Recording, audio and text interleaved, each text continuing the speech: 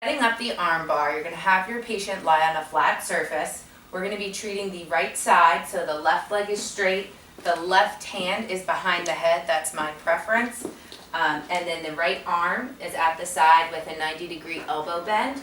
Just make sure that your patient has a neutral spine, so a straight spine position, and their ribs are closed. You want to prevent splaying of the ribs.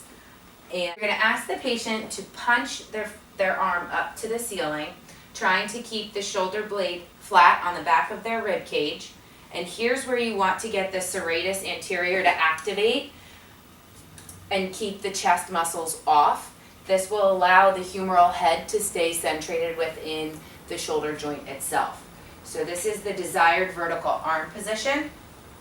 This would be undesired, out to the side, or here, or protracted there. So the next piece is I'm going to ask the patient to roll onto their side while keeping their arm in this vertical position. To make that happen, the patient has to activate their core, and they actively push through their foot to help roll their hips over. I usually instruct the patient to imagine that their shoulder and their hip is connected with a bar and you're rolling like a log. So Joe's going to go ahead and roll onto his side. And here you want to make sure they're going to bring their top leg flat on the mat to the other side. That'll help stabilize their pelvis. You want to make sure that they're completely inside lying. So one shoulder needs to be directly stacked on top of the bottom shoulder. I'm going to come in here and kind of cue the shoulder blade to make sure the shoulder blade is down, and then they're punching from their armpit up to the ceiling, which will help activate the serratus anterior. In this position, now my posterior cuff is activated. The traps, the upper traps are off. The chest is off. The anterior delt is off.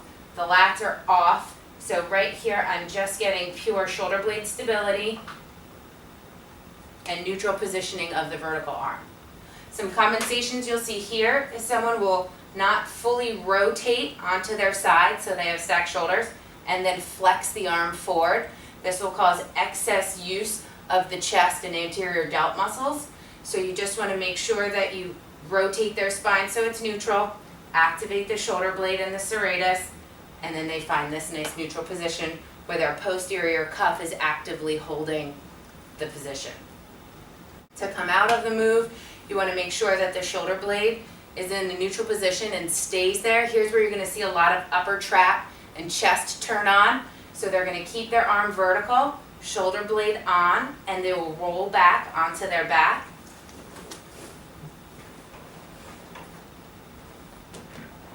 And then from this position, I'm going to have them, I cue them to fold their elbow.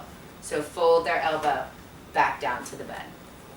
And I wouldn't normally be sitting here, I'd be standing right in front of the camera.